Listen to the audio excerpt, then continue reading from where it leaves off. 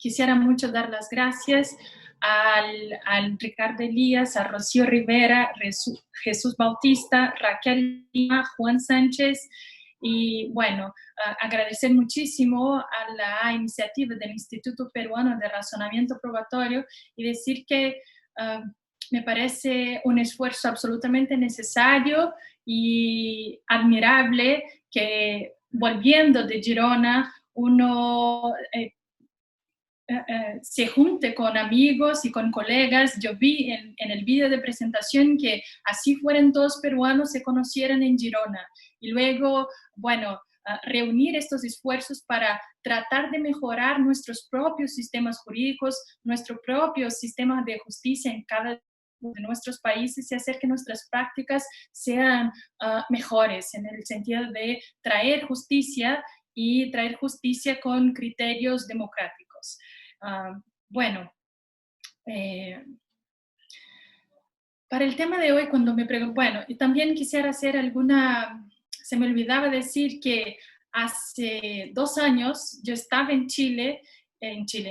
Perú, y hablaba en la Corte Suprema de Lima y en unos días más iba a Cajamarca para estar en un evento organizado por Pau Paredes. Así que son muy buenas recordaciones las que son traídas hoy cuando estuve en Perú y de alguna forma en este momento cuando no podemos viajar, viajamos así, es decir, viajamos desde nuestras casas, desde nuestros hogares de la forma posible hoy, compartiendo nuestras presencias y nuestras reflexiones a partir de la red. Entonces, bueno, quisiera también recuperar esta recordación, esta memoria y decir que soy muy feliz de tener proximidad y amistad y colaboración con los peruanos. Así que muchas gracias por esto también. También quisiera decir que estoy muy contenta de saber que hay amigos míos brasileños que también están aquí. Acabo de ver en los comentarios que no se ve la imagen. ¿Sí se ve o no se ve? Bueno. Sí se ve, sí se ve. ¿Sí? Sí, Okay. no hay problema. Voy a tratar de, no sé qué hago con el chat, porque me desconcentra un poco. Mejor así. Salí del chat porque me iba a desconcentrar. Bueno, y estoy muy contenta también de saber que tengo amigos aquí que están viéndonos y bueno, y podemos pensar de qué modo nuestras experiencias, nuestras prácticas en nuestros sistemas distintos en Latinoamérica pueden compartir ahí soluciones para agobios y problemas comunes. Y en este sentido, hoy quise hablar sobre el tema de la cadena de custodia. Bueno, así el tema no sea una novedad para nosotros, porque desde el momento en que, bueno, la Fiscalía, el Ministerio Público es un órgano tan importante en Brasil y en Latinoamérica, es decir, hay poder bastante para el Ministerio Público, para la Fiscalía. En algún sentido es necesario reflexionar sobre límites a esta actuación. Y cuando la Fiscalía empieza a protagonizar las noticias en los periódicos, con los procesos y con las investigaciones que salen a las noticias de forma bastante llamativa, bueno, las amenazas a los derechos fundamentales y derechos a la defensa empiezan a preocuparnos. Y en el 2014 sale un libro bastante importante para nuestra cultura jurídica aquí en Brasil, que es el libro del profesor Geraldo Prado. El profesor Geraldo Prado entonces lanza mano ahí en este libro del concepto de cadena de custodia y habla de la necesidad de un control epistémico del proceso, es decir, de pensar a partir de un sistema de controles epistémicos para el proceso, que esto es necesario para que un proceso sea una forma de solución de conflicto confiable, es decir, que las democracias puedan apoyarse en un proceso penal porque este proceso tiene un control epistémico en su base. Y esto ha sido el 2014 y ahí está como el libro ha sido resultado de una labor, de un informe jurídico que como consultor, como abogado, Geraldo Prado ha sido contratado para realizar. Bueno, sale el libro y se empieza a hablar mucho sobre la cadena de custodia y jurisprudencialmente se establece que es importante pensar en la historia cronológica, en el rastreo, en la posibilidad del rastreo de los vestigios, ¿cierto? Entonces, los elementos probatorios o potencialmente probatorios que puedan servir para la reconstrucción de los hechos va a ser importante, es importante desde ese entonces. Bueno, es cierto entonces que el 2014 ha sido un año que inició para nosotros una preocupación que es importante, pero algo pasó y no hace mucho tiempo. El 2019, a fines de 2019, tuvimos una sorpresa, y una sorpresa que se puede decir positiva y inesperada, tal cual son las sorpresas. El 24 de diciembre sale sancionada la ley que ganó un apodo cariñoso y feo a la vez, que se llama el paquete anticrimen, es decir, en portugués, o pacote anticrime, como si hubiera alguna legislación que no fuera en contra del crimen, ¿cierto? Entonces, es una énfasis que para nosotros nos pareció absolutamente reprochable, pero era entonces de autoría del ministro de la Justicia brasileño, nombrado por el presidente de la República, Jair Bolsonaro. Entonces, el paquete anticrimen de, autoría o un importante autor del paquete anticrimen es el ministro de la Justicia, Sérgio Moro. Entonces, cuando sale el paquete anticrimen en el 24 de diciembre de 2019, nos impactó algunas cosas que estaban ahí contenidas en este paquete porque eran buenas, es decir, no era de todo malo como se pudiera esperar de una legislación que fue idealizada por nuestro ministro de la Justicia, que incluso hoy amenaza en este momento a dejar el gobierno o no dejar el gobierno, pero bien, Moro es conocido por ser una figura autoritaria y que confunde el papel, el rol desempeñado por la fiscalía y el rol a ser desempeñado por el juez en el proceso en el proceso que tuvo Lula, el expresidente, en el polo pasivo. Bueno, hay mucha discusión sobre la eticidad y sobre la juridicidad de la actuación del ahora ministro de la Justicia, Sérgio Moro. Entonces, cuando sale la legislación, que es el paquete anticrimen, cuando sale el pacote anticrimen, nosotros no creíamos que había ahí cosas buenas. Por ejemplo, el juez de garantía, porque en Brasil todavía no hay el juez de garantía, el juez que participa de la fase de la investigación, de la etapa investigativa, es el mismo juez que va a decidir el mérito de la cuestión. Es decir, el mismo juez que defiere todos los pedidos, concede todos los pedidos de investigación, las cautelares, la prisión preventiva, las interceptaciones, este juez en Brasil es el juez que va a decidir el mérito de la cuestión, porque no hay el juez de garantías. Y esto estaba en el paquete anticrimen, igual que estaba la cadena de custodia.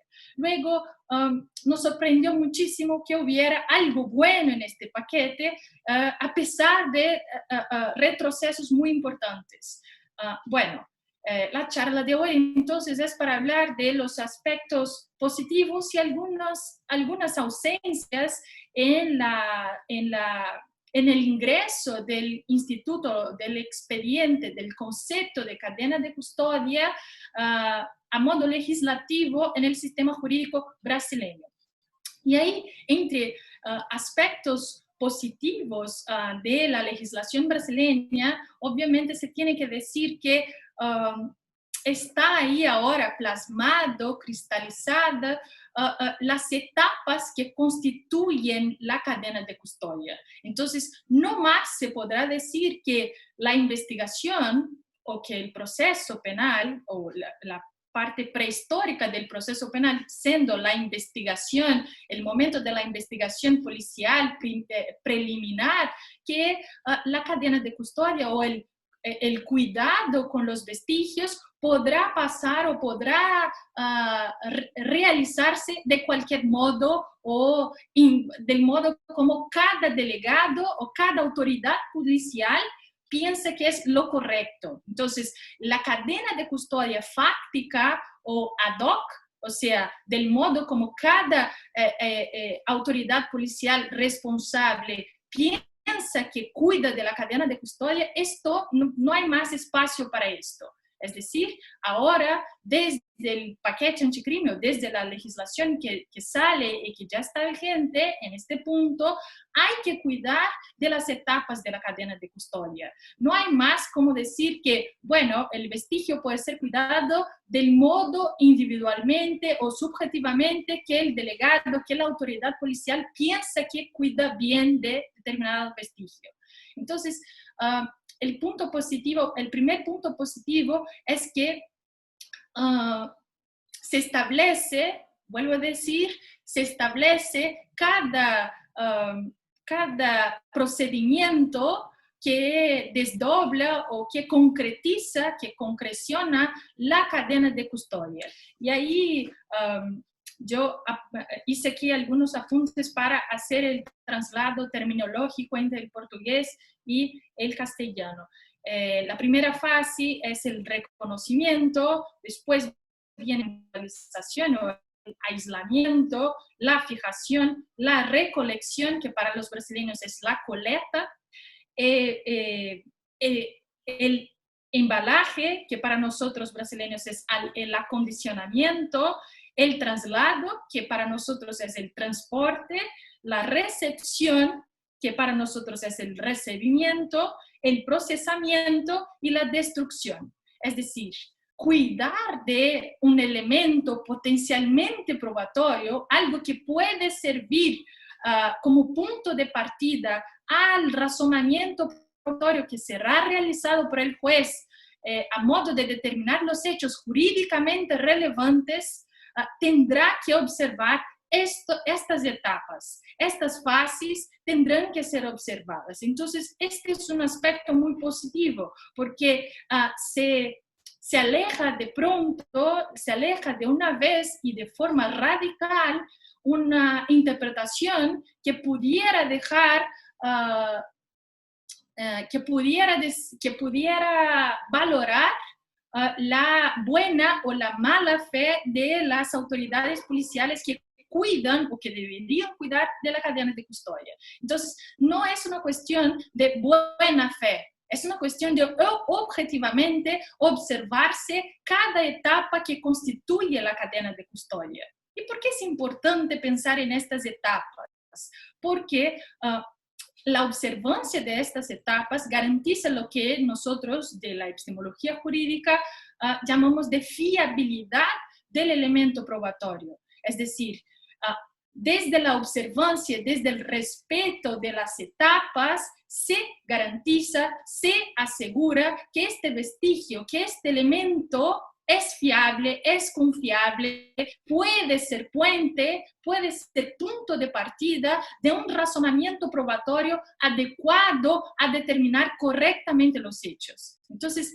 esto es importante. Lo importante de la cadena de custodia es que la cadena de custodia es la herramienta adecuada para preservar un elemento que sea fiable al principio. Es decir, cuando tenemos un objeto en la escena del suceso, para nosotros brasileños, la escena del crimen, cuando tenemos la escena del suceso y ahí encontramos algún objeto, el objeto plasma o contiene informaciones importantes respecto de los hechos que se quiere determinar la ocurrencia.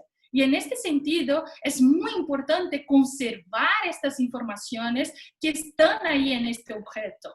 Luego, no es solo una cuestión de que potencialmente este objeto auxilia a determinar hechos jurídicamente relevantes. Es una cuestión de sumar a esta relevancia del objeto la fiabilidad de la información que se puede sacar de este objeto.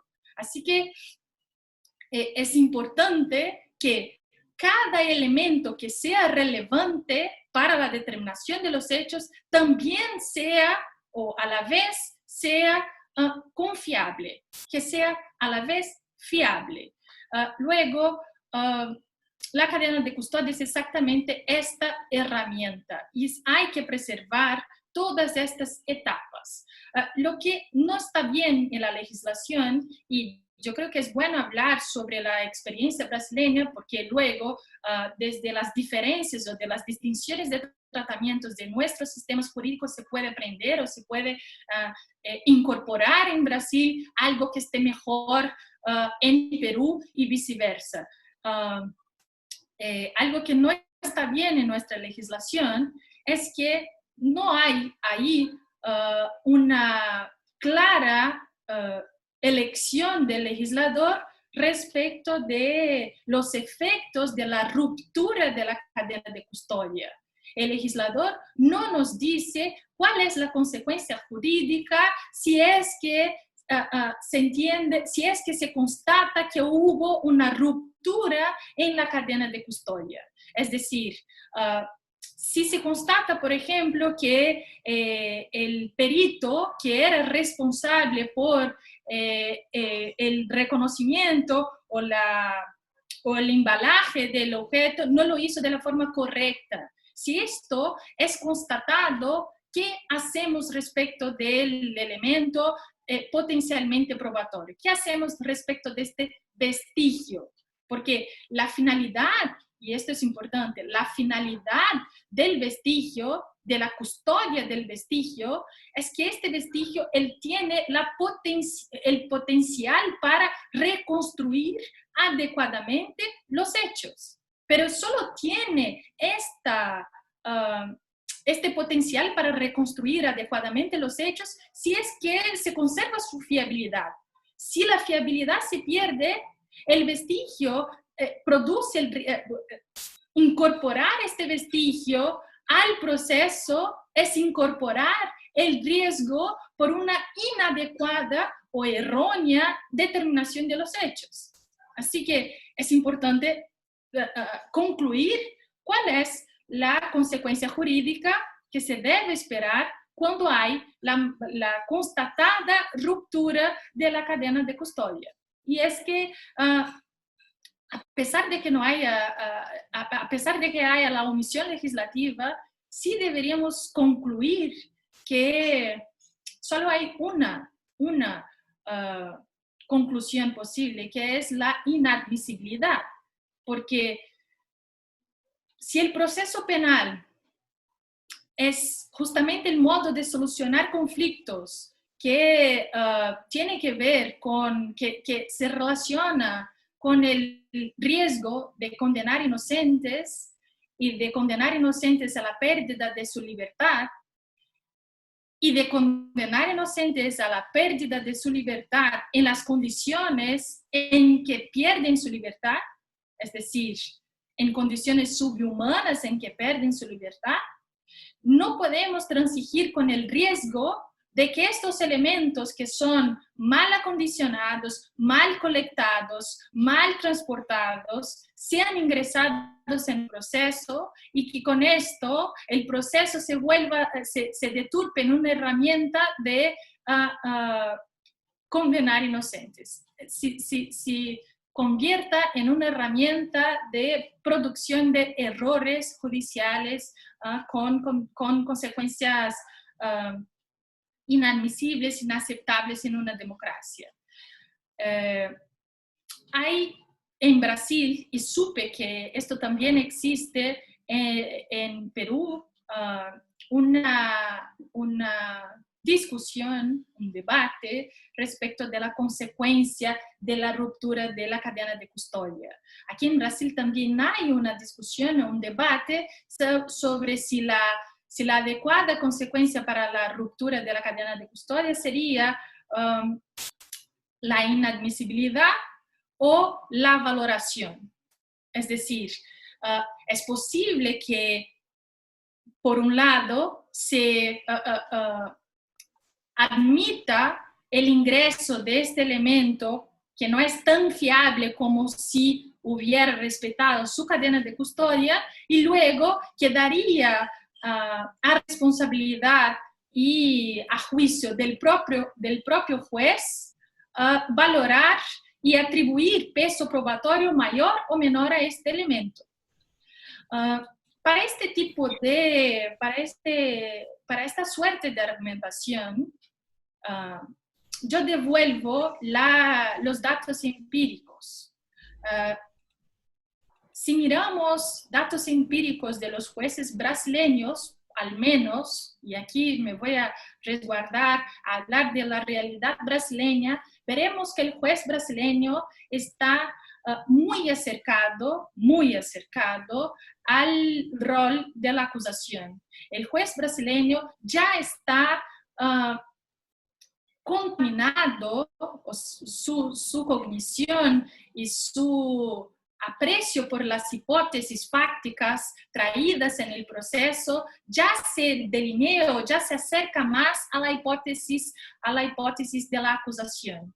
Y no era de esperar distinto, una vez que, como les dije, el juez brasileño es la autoridad que el juez del mérito es el mismo que va a definir todas las medidas cautelares que van a ser tomadas, que fueran tomadas en el curso de la investigación. Es pedir mucho, es pedir demasiado, es esperar excesivamente del juez que defiera las cautelares, defiera la prisión preventiva, defiera la interceptación y después va a discordar de sí mismo. Es decir, no, yo me excedí en el momento de la investigación y me equivoqué. En realidad no debería haber pedido tanta interceptación o no debería haber deferido la preventiva, porque en realidad ahora mismo percibo que no se trata de una persona, me doy cuenta por las pruebas que fueron, por los otros elementos probatorios que fueron producidos, que no se trataba de una persona que mereciera la prisión, que mereciera este castigo. Esto no va a pasar.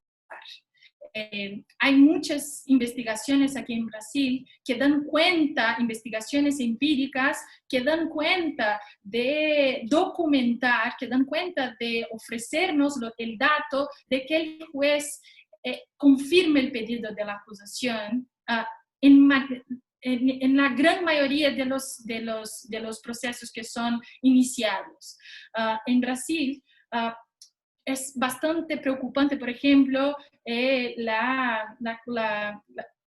la forma como se persigue criminalmente la conducta del tráfico de drogas, por ejemplo. Y los jueces en estos procesos simplemente confirman lo que los órganos de la acusación, la fiscalía, ya había pedido desde el principio.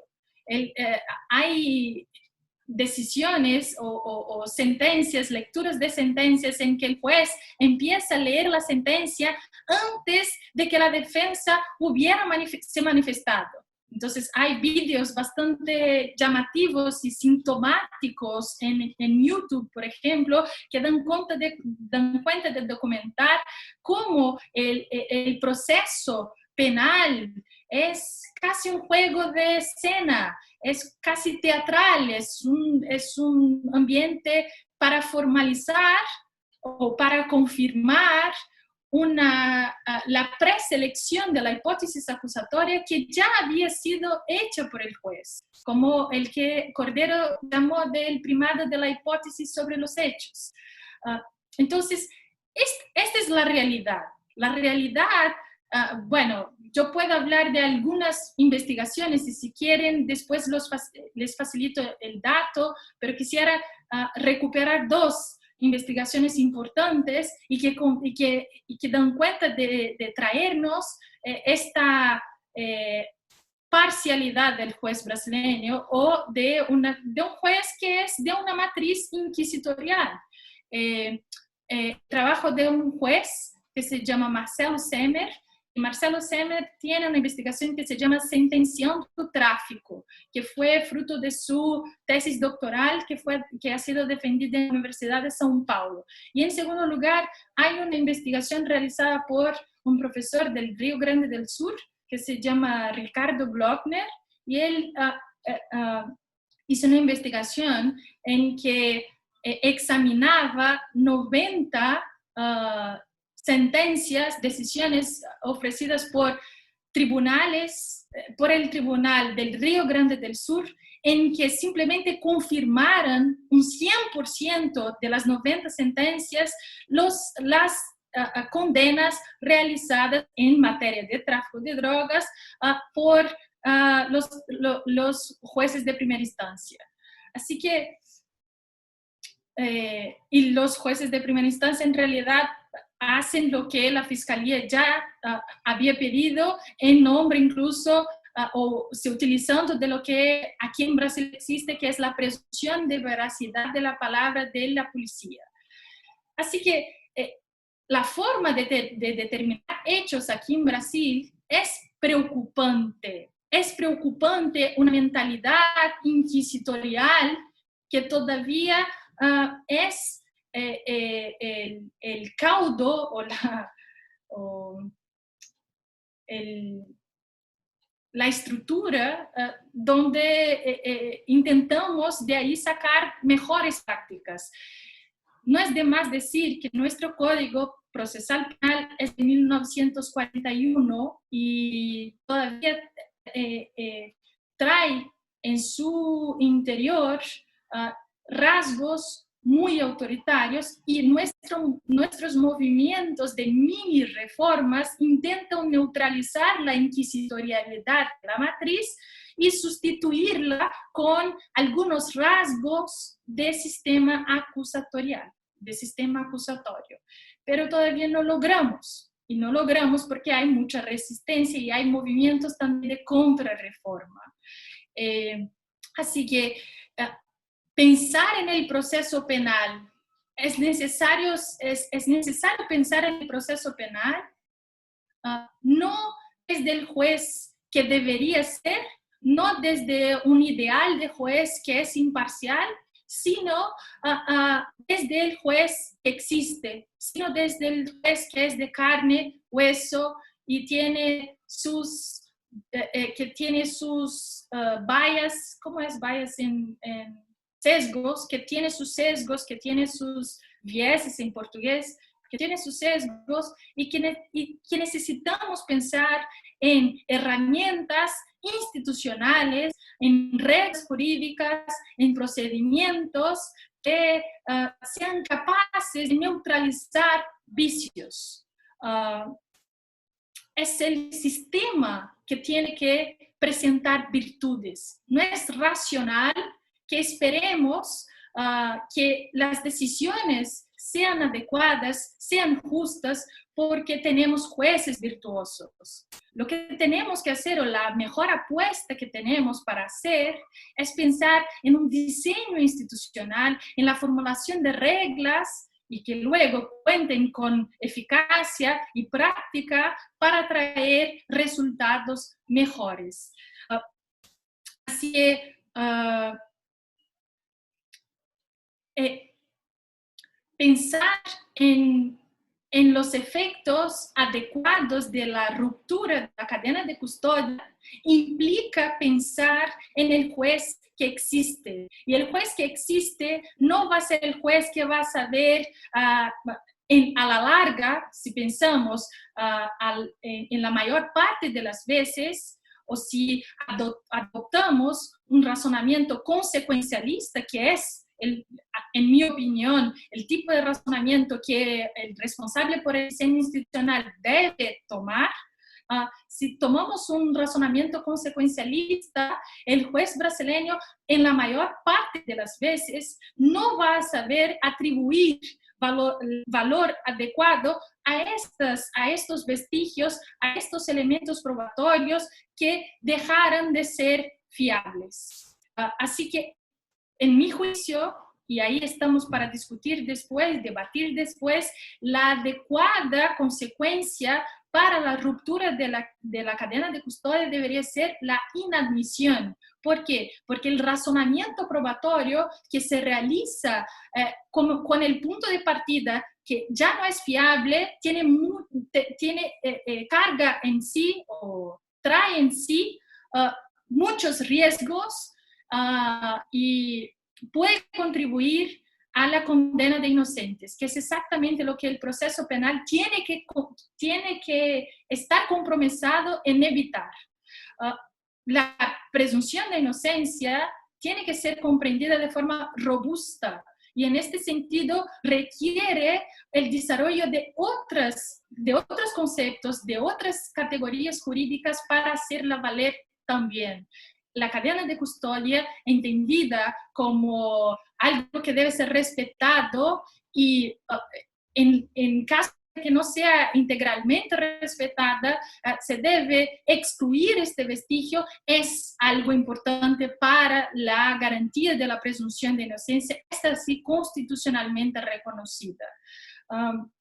Por último, entonces, algo positivo de la legislación vigente ahora, de la legislación que nos trajo el 24 de diciembre de 2019, es el registro de todas las etapas que constituyen la cadena de custodia, es decir, no se puede hacer ad hoc cada unidad policial, no puede llamar cadena de custodia lo que quieran.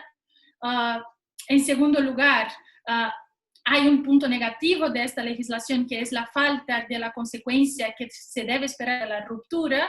Y finalmente quisiera decir, pero solo voy a mencionar que también me parece que la legislación brasileña peca en simplemente hacer referencia a vestigios como objetos o como material, un material bruto, el objeto, como solo elementos materiales pudieran funcionar de vestigio.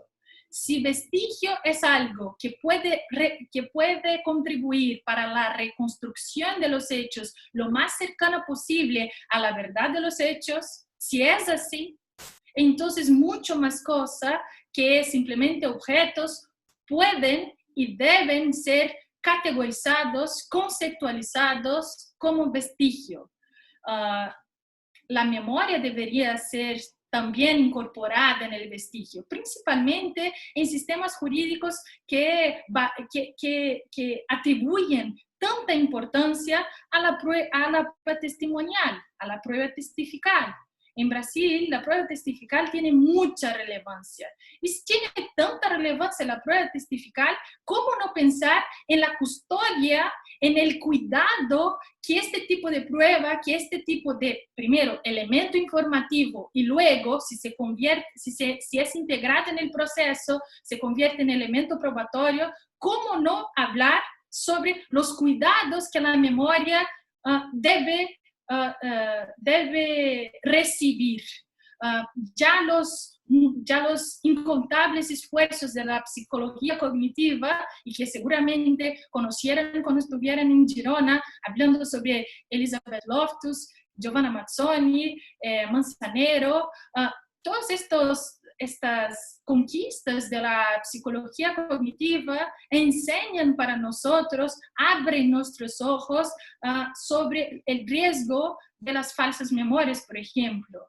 El riesgo de que alguien equivocadamente sea reconocido como el autor de un crimen. Y esto puede pasar, el riesgo de que alguien sea falsamente reconocido o que una falsa memoria sea producida en un testigo, esto tiene que ver con la forma que los elementos de investigación, que los procedimientos de investigación son realizados. Y la forma como después se almacena o se acondiciona, no sé cómo decir en español, pero cómo se mantiene, cómo se manipula la memoria después. Es decir, no para hablar bien, para pensar en el reconocimiento de persona cuyo resultado sea fiable, para pensar en una prueba testifical cuyo resultado sea fiable, que pueda apoyar una acusación si corroborada por otros elementos. También es necesario pensar cómo las autoridades policiales y las autoridades procesales como un todo manusean y hacen uso de la memoria.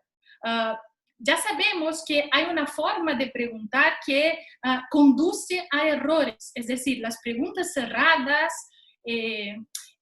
las preguntas o el relato que pasa, que ocurre, que es realizado en un ambiente que no es acogedor, en un ambiente que no es empático, todo esto puede producir un resultado que sea una falsa memoria o que sea impreciso, ¿cierto?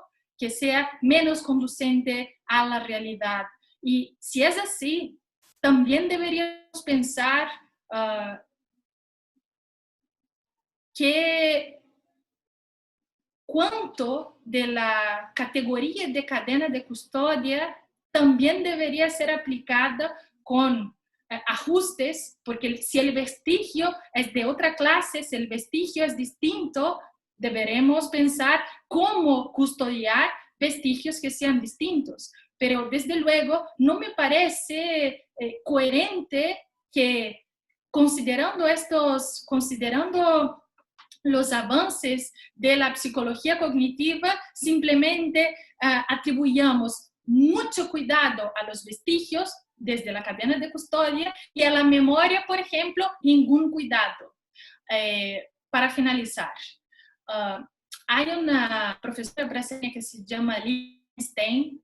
Lilian, para hablar sobre la relevancia de cuidar bien de la memoria en sus cursos, nos ofrece una reflexión, una anécdota. Y habla, bueno, cuando llegamos a la escena de un suceso, a la escena del crimen, usual de toda la vida, la autoridad policial va a decir, de aquí, bueno, si la escena está para acá, el policía o la autoridad policial va a decir, de aquí nadie más va a pasar. Nadie más puede pisar, nadie más puede intervenir, nadie más puede manipular esta escena. Hay que preservar y hay que pensar de la forma adecuada cómo manipulamos los objetos que están en la escena del crimen, en la escena del suceso. Y esto es adecuado. En cambio, Lilian nos indica, cuando el vestigio es la memoria, nadie tiene ningún cuidado, porque todos se sienten absolutamente libres para preguntar del modo como quieren a la víctima, al testigo, sobre los hechos que son importantes. Y esto no se justifica más. Así que quisiera dejar también esta provocación de pensar en qué sentido también deberíamos aplicar la cadena de custodia a la memoria y a las pruebas dependientes de la memoria.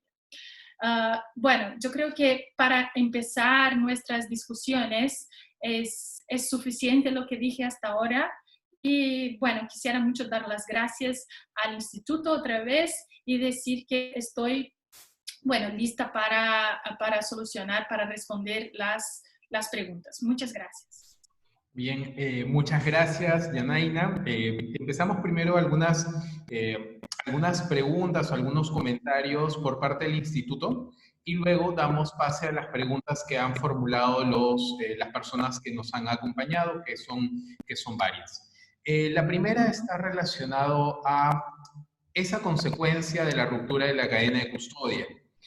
No estaríamos equiparando los efectos de la ruptura de la cadena de custodia con los efectos de la prueba prohibida. Básicamente aquí en Perú tenemos un acuerdo plenario del año 2012 donde se abordó este tema y se señaló que la ruptura de cadena de custodia no traía de por sí la exclusión de los elementos. Entonces no sería demasiado trágico realizar esta equiparación, por un lado, y de otro, cuando estamos hablando de la ruptura de la cadena de custodia, ¿qué es lo que debemos entender?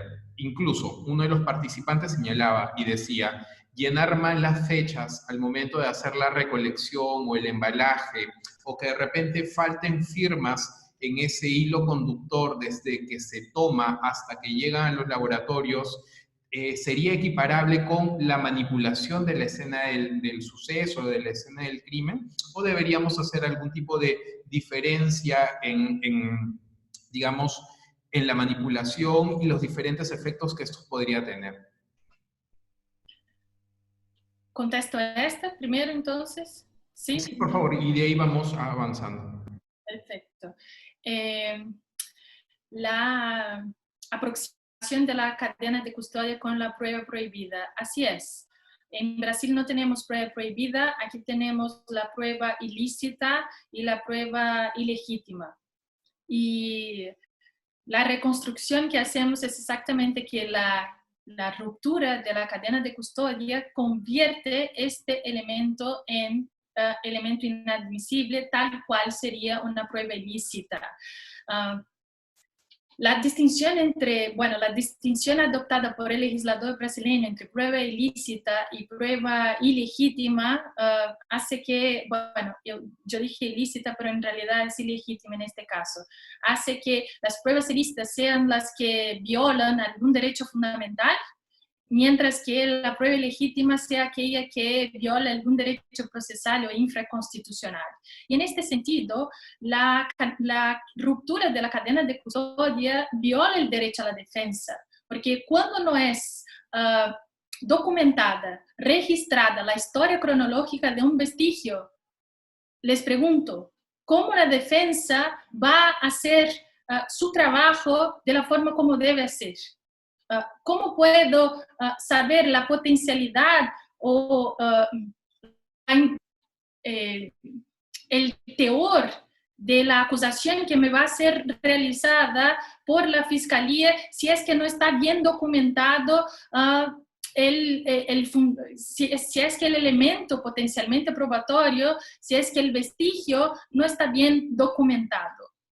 Si hay alguna ruptura o alguna falta de documentación de esto que va a servir para razonamientos probatorios potencialmente condenatorios, hay ahí una violación del derecho a la defensa.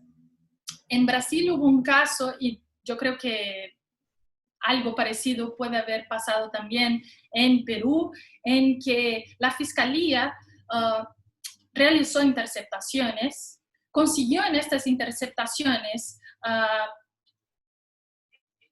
recortes o partes de lo interceptado, del contenido interceptado del contenido interceptado que era coherente con la hipótesis acusatoria, o sea, corroboraba y tornaba la hipótesis acusatoria más persuasiva, más potente, y lo que hizo con el resto ha sido simplemente descartar, destruir.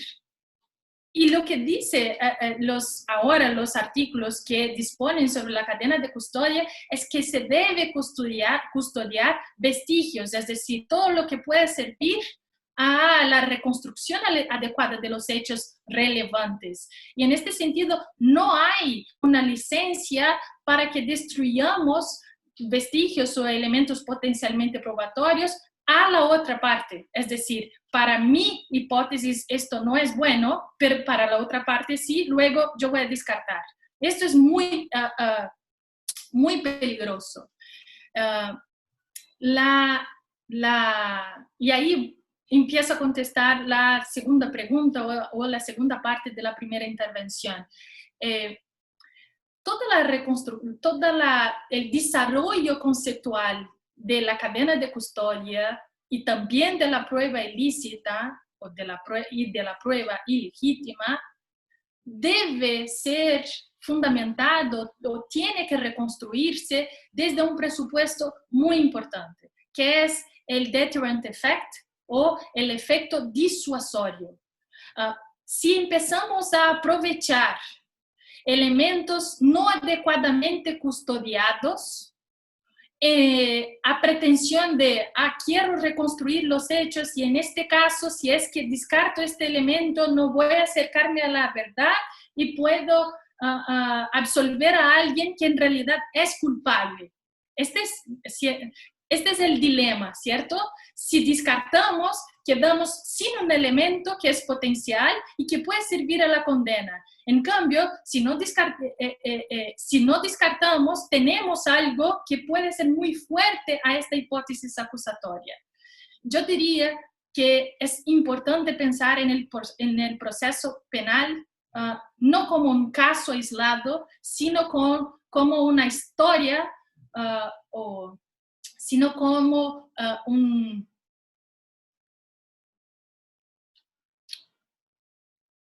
un instrumento que debe servir a una sociedad democrática, no particularmente en un caso, sino que para la estabilidad y la seguridad jurídica. Si pensamos siempre en este caso, en el caso que tenemos en examen, lo que conseguimos es inestabilidad. Es el recado o el mensaje que transmitimos a las agencias investigadoras, a la policía es, pueden hacer como quieran porque va a servir. Simplemente el modo como quieran hacer, vamos a validar y vamos a utilizar. Y esto es un recado muy preocupante en democracias o en sistemas jurídicos que quieren pasar a la democracia de forma más realista y que encuentran algunos obstáculos todavía. Pensar en la reconstrucción de los hechos no es pensar solo en un caso. Hablar de la cadena de custodia y hablar de, el ejemplo que me dieron, ¿no? Pero se puso mal la fecha o se rellenó mal el nombre. Bueno, el estímulo que se da, sí, se admite este tipo de prueba, se admite este vestigio, no hay que tener tanto cuidado. No hay que tener tanto cuidado en cómo se registra, en cómo se documenta, en cómo se rastrea los elementos de prueba. Y esto es bastante preocupante porque a la larga lo que se estimula es el fraude. Podemos empezar a fraudar los momentos, etapas importantes de la investigación si poner bien los nombres no es tan importante. Entonces, el fundamento de excluir incluso un elemento probatorio, un elemento potencialmente probatorio, porque no se puso bien el nombre es, aquí no será posible fraudar, no flirtearemos con los riesgos de estimular un actuar que sea dudoso. El Estado no puede tener un actuar que sea dudoso.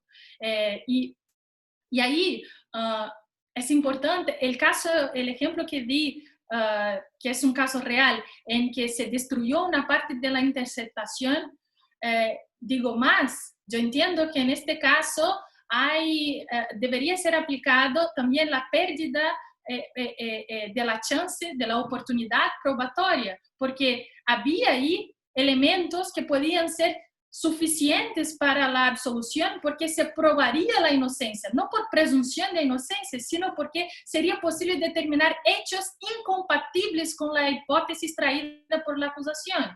Así que el mensaje que se debería, que el Estado y que el diseño institucional debería ocuparse de enviar para los agentes estatales y para los responsables por las prácticas procesales penales es justamente del proceso penal que queremos tener.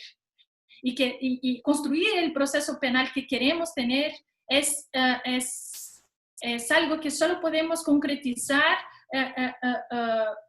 evitando, trayendo o desarrollando estrategias que sirvan a neutralizar o hacer frente a desvíos. No hay otra forma. Así que desde el punto de vista particular de un proceso aisladamente, sí nos daría pena, porque algo ahí podría ser importante, pero entre estas dos preocupaciones, entre el proceso particular y el proceso penal que se quiere construir en una democracia, yo entiendo que es más importante el segundo mensaje. Yo entiendo que se debe vincular al proceso penal la investigación preliminar epistémicamente conducida y criteriosa. No hay como pensar en un proceso penal que sea que cuide adecuadamente de la determinación de los hechos, si es que se pasa el mensaje que en las unidades policiales las cosas pueden ser hechas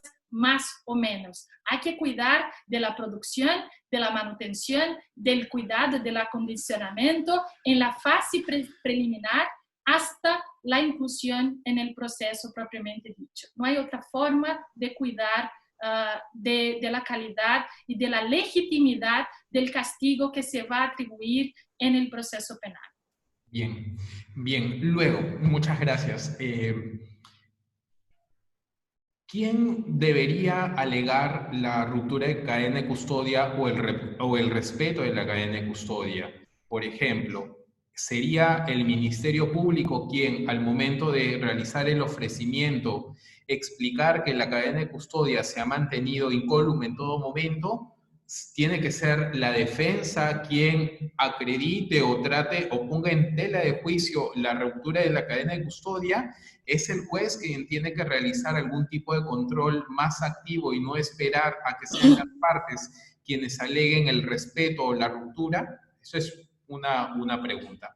Y la siguiente, si es que estamos analizando que a través del proceso se busca la verdad, esto es incluso la reconstrucción de los hechos que habrían acontecido, y dado que la ruptura de la cadena de custodia estaría vinculado con aspectos de fiabilidad, no estaríamos sacrificando prueba relevante, más aún cuando la fiabilidad podría ser analizada en la fase final del proceso, llámese juicio o por el juez al momento de realizar el análisis final de todo esto.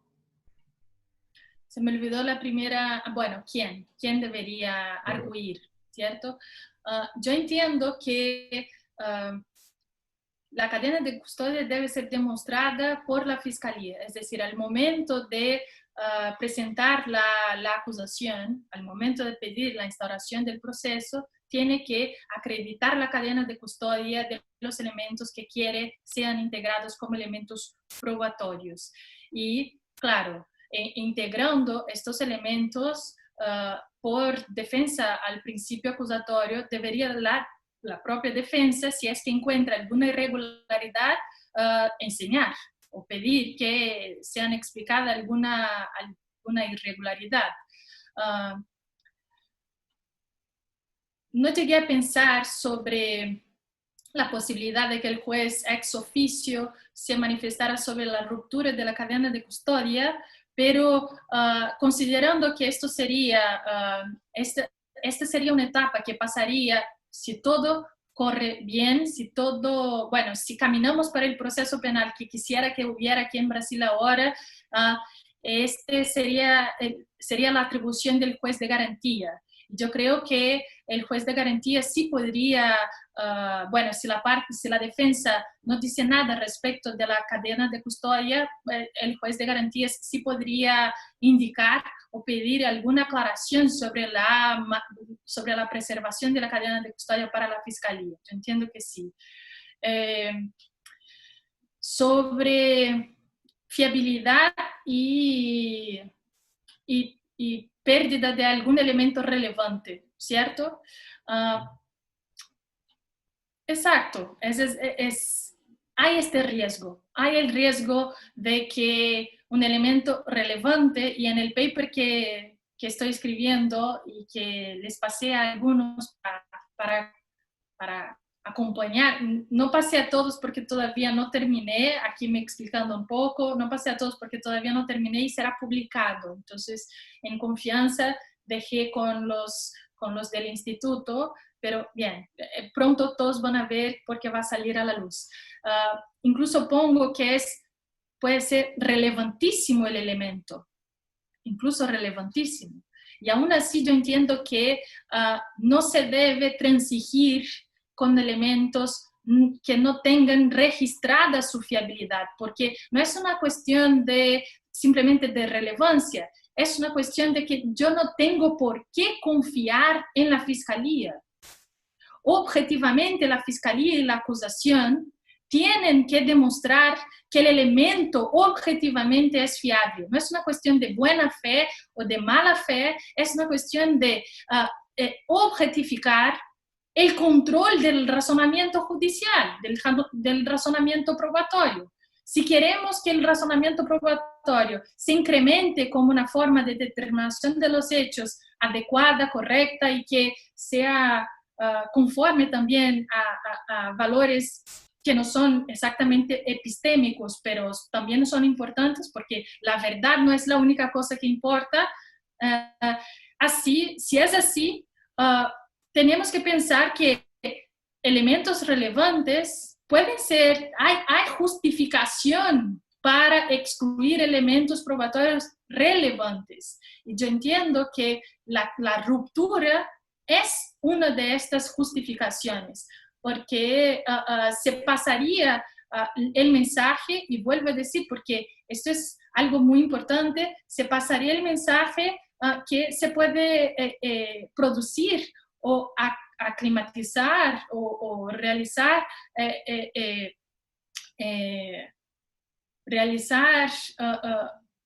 manipulaciones probatorias que fueran inadecuadas y con esto todo estaría bien finalmente. Y esto es muy preocupante. Entonces, entre desventajas y ventajas, porque claro, yo no estoy diciendo aquí que la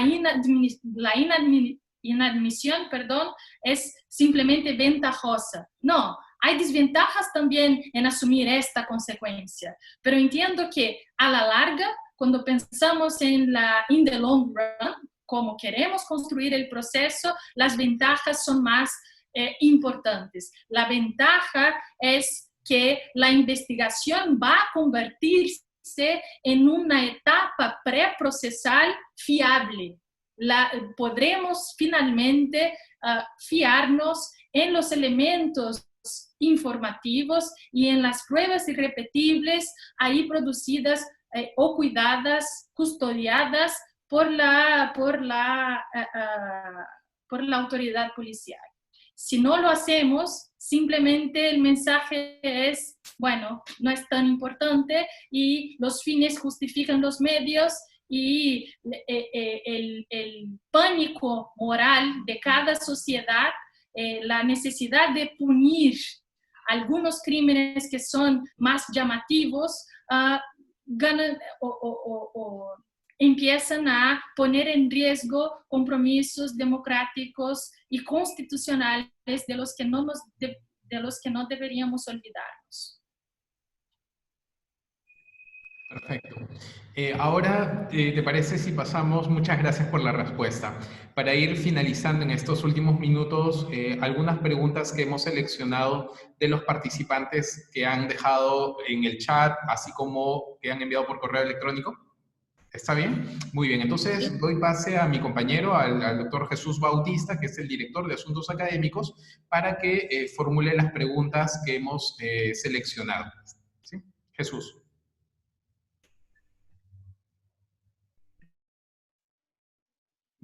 Bien. Hay un Se está compañero que cortando. ha formularios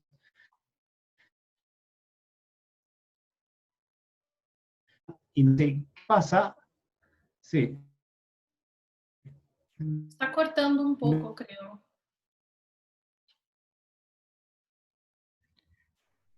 No hay problema. me Entonces, yo le dice, ¿qué formulo. pasa todavía? ¿En sí? Te escuchamos, No. Jesús. Ah,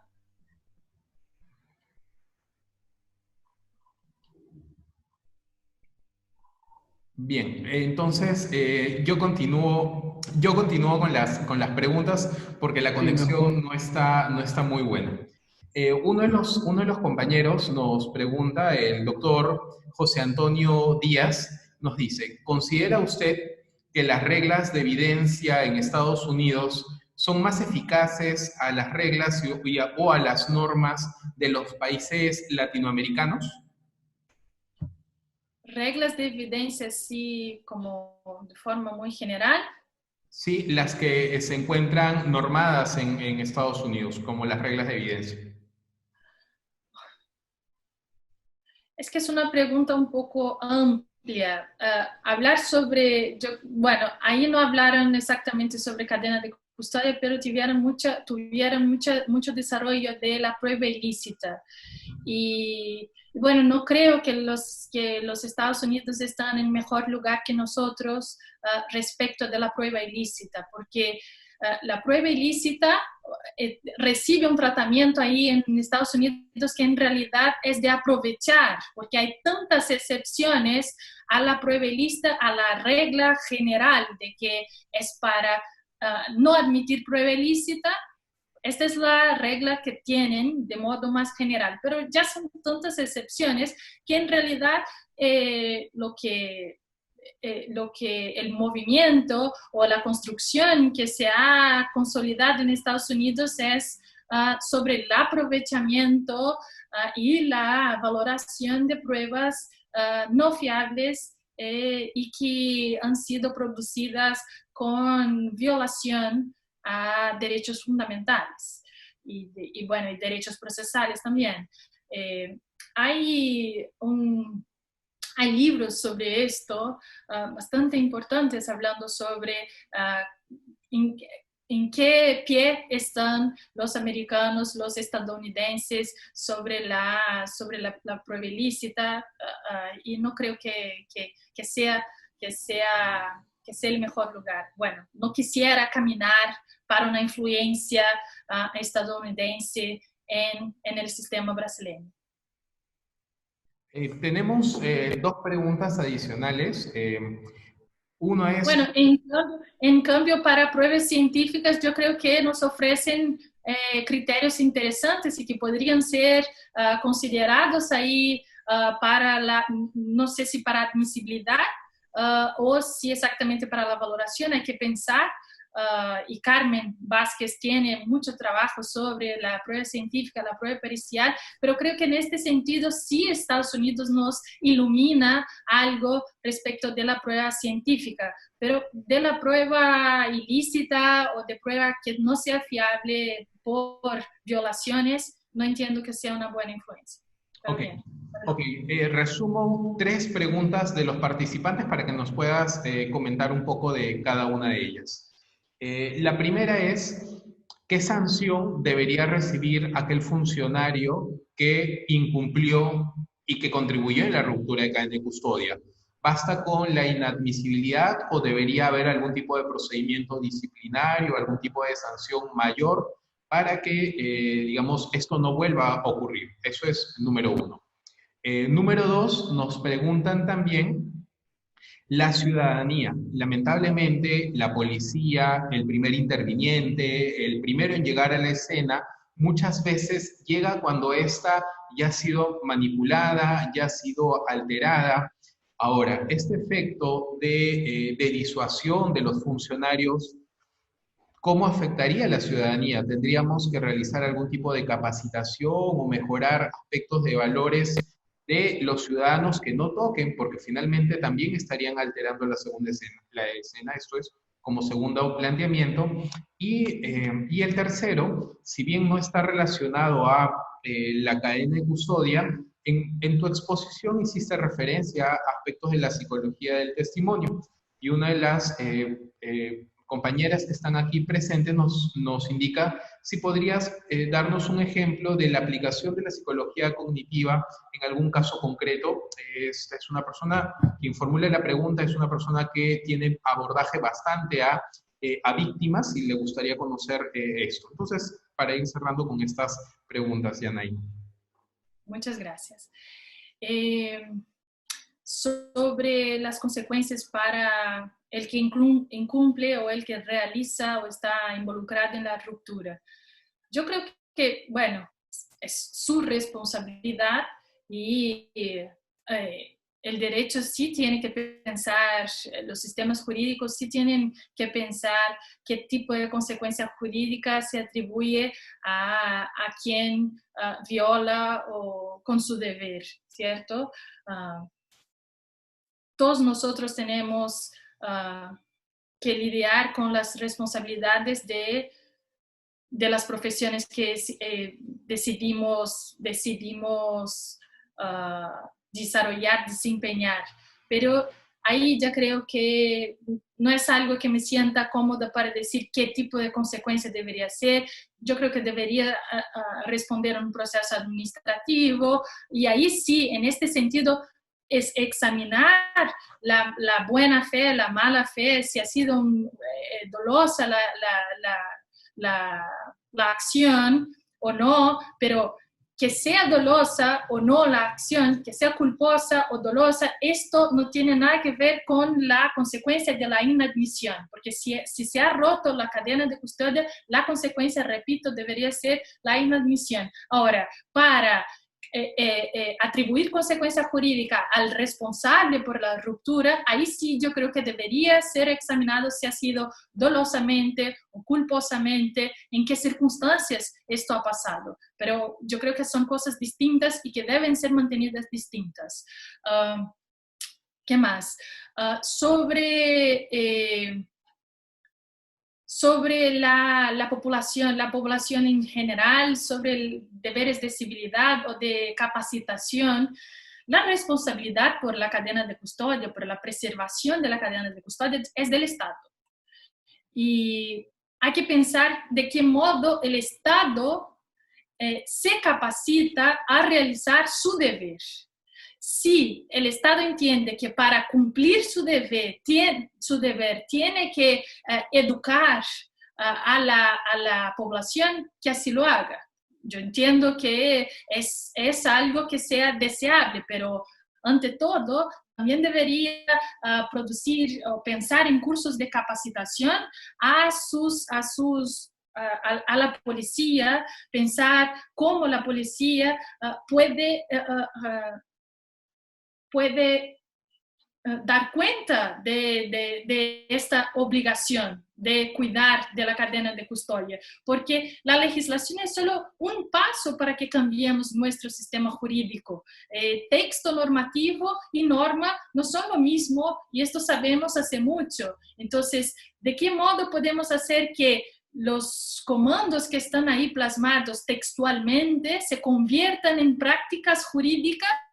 Esto es algo desafiador y es algo que también deberíamos pensar. Así que en uno de los episodios de Improbable, que es el podcast de que cuido, yo invité un delegado de policía que es es un colega y alguien que admiro mucho, que se llama Leonardo Marcondes Machado, que fue el episodio 12 de la semana pasada, y Leonardo hablaba justamente que la cadena de custodia necesita de medidas para que ella sea perfeccionada, para que se concretice. Y algo importante es enseñar a los policiales cómo observar la cadena de custodia. ¿No? Las condiciones para que la legislación sea implementada todavía faltan ser cuidadas. Entonces hay que pensar en la implementación de la legislación, porque si miramos las condiciones para que la cadena de custodia efectivamente sea respetada en las unidades policiales brasileñas, veremos que no hay todavía. Un ejemplo, una anécdota que también es de Lilian Stein. Ella nos cuenta que en los cursos que ofrece para los policías brasileños, ella elabora una pregunta para ellos siempre. Les pregunta, ¿cuántos de ustedes tuvieran que disparar una pistola, disparar en fin, un arma de fuego desde que entraran para la academia policial? Y algunos levantan la mano y luego pasa la pregunta de la frecuencia, con qué frecuencia tuvieran que hacer, y algunos un poco más, otros menos, pero de todos modos la manifiesta diferencia, o la manifiesta incapacidad para las pruebas dependientes de la memoria, para hacer las pruebas dependientes de la memoria, aparecen a seguir. Porque Lilian sigue la pregunta y dice, bueno, para disparar algunos de ustedes sí con más o menor frecuencia. Ahora quiero preguntar cuántos de ustedes ya tuvieran que cuidar de un procedimiento de reconocimiento ocular. De pronto, todos levantan las manos y dicen muchos a la semana, muchos al día, y es decir, es algo rutinero en un caso y en otro caso algo excepcional. Es decir, tenemos que saber disparar porque puede que en algún momento nos sea exigido esto, es decir, algún conflicto y tenemos que hacer uso de un arma de fuego. Así que vamos a aprender, vamos a entrenar. Pero algo excepcional recibe tratamiento y recibe capacitación. Para algo que es rutinero y habitual de lo que se espera de una autoridad policial, de un policía, para esto no reciben tratamiento, para esto no reciben capacitación. No hay ahí una forma de enseñar las mejores prácticas o protocolos de producción de reconocimiento ocular, de cómo se toma la palabra de la víctima, de cómo se toma la palabra de un testigo, y en este sentido el propio sistema produce contaminaciones en la memoria de los sujetos que llegan a la unidad policial para contribuir a la reconstrucción de los hechos. Y ahí empiezo la segunda parte de la pregunta. Yo entiendo que relacionar cadena de custodia a pruebas dependientes de la memoria tiene que ver justamente con atribuir el debido cuidado, la debida custodia, a la forma, no solo como este tipo de prueba es producida o este tipo de información es recogido en la fase investigatoria, sino que cómo después es necesario mirar cómo después que un testigo o la víctima o alguien que llega con la memoria para reconstruir hechos, esta persona va a ser tratada en el decurso, en el desarrollo de la investigación hasta la fase procesual propiamente dicha. Los estudios de la psicología cognitiva nos enseñan que el reconocimiento es irrepetible. Es irrepetible. Si se hace mal una vez, se dañó. Porque la persona que reconoció por show up, por ejemplo, porque le enseñaron solo a una persona, va a conectar los hechos que están siendo investigados y que ella testificó o que vivenció con la persona que por primero le fue enseñada. Y en este sentido, esto es un problema de fiabilidad en la producción, ¿cierto?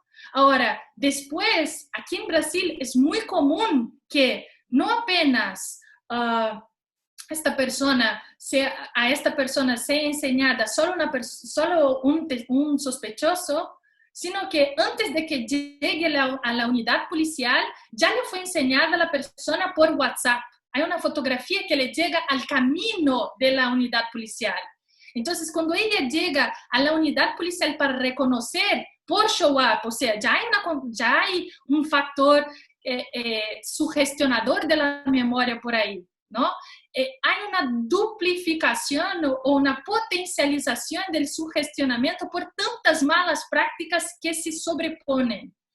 Y yo entiendo que esta suma de malas prácticas, porque luego después a esta se suma una otra, porque la persona va a la audiencia, el testigo, la víctima, llega el día de la audiencia y otra vez le van a enseñar la misma persona que le enseñaron sola en la unidad policial y que ya le habían enseñado por fotografía por WhatsApp. Esto no es cuidar, no es custodiar el vestigio nombrado memoria. Entonces yo entiendo que en todo lo que se refiere a los procedimientos de recuperación de la memoria del hecho jurídicamente relevante, tienen que ver con custodiar esta memoria. Y podemos pensar en formas de recuperar la memoria que sean epistémicamente comprometidas, que sean cognitivamente conducentes, es decir, de acuerdo con las conquistas de la psicología cognitiva. Yo entiendo que podríamos hacer así. Bien, antes de terminar, comentarte que aquí en Perú, desde el año 2012 hay un proyecto, se conoce como Iniciativa para el Estado de Derecho del Colegio de Abogados de Estados Unidos. Entonces aquí se vienen capacitando a jueces, a fiscales, a policías en todo el Perú. Justo acá entre los participantes están uno de los maestros que enseñan protección de escena del crimen y cadena de custodia. Y en las capacitaciones lo que se hace es que los jueces, los fiscales y los policías toquen la escena, o sea, que se hacen escenas simuladas, que hagan el acordonamiento, y no solo grupos policiales, sino de manera conjunta, jueces, fiscales y policías, para que lleguen a entender la necesidad de realizar el aseguramiento, el procesamiento, la protección adecuada de la cadena de custodia. Sin duda para nosotros ha sido un privilegio escucharte, Yanaina, el día de hoy. Nos vamos con muchas ideas bastante interesantes y sin duda nos mueves las estructuras que ya acá en Perú desde el año 2012 veníamos dando por dadas o por sentadas. Sin embargo, escucharte nos lleva a la reflexión desde un punto de vista bastante enriquecedor. No sé si de parte del instituto nuestro más sincero agradecimiento por habernos acompañado el día de hoy, y no sé si te gustaría dejar algunas reflexiones, de repente invitar a los compañeros que están aquí a suscribirse al podcast como comentaba en las publicaciones el día de ayer, está escuchando varios de las entrevistas que haces y todas son sumamente enriquecedoras. Quisiera mucho agradecerles a los miembros del instituto. Otra vez, decir que es muy admirable la iniciativa. Y sí, de hecho, me gustaría mucho invitar a todos a acompañar el podcast que se llama Improvável. Está en las redes sociales del Instituto Peruano de Razonamiento Probatorio y también está en mis redes sociales. Quien quiera acercarse a las publicaciones, ahí también dejo noticias de artículos, de publicaciones que salen. Ayer, por ejemplo, salió publicado un artículo mío, un paper mío sobre el valor probatorio de la palabra del policía, justamente porque aquí en Brasil hay la presunción de veracidad de la palabra del policial. Así que, bueno, os invito a continuar estudiando razonamiento probatorio, epistemología jurídica, psicología cognitiva y acompañar en este sentido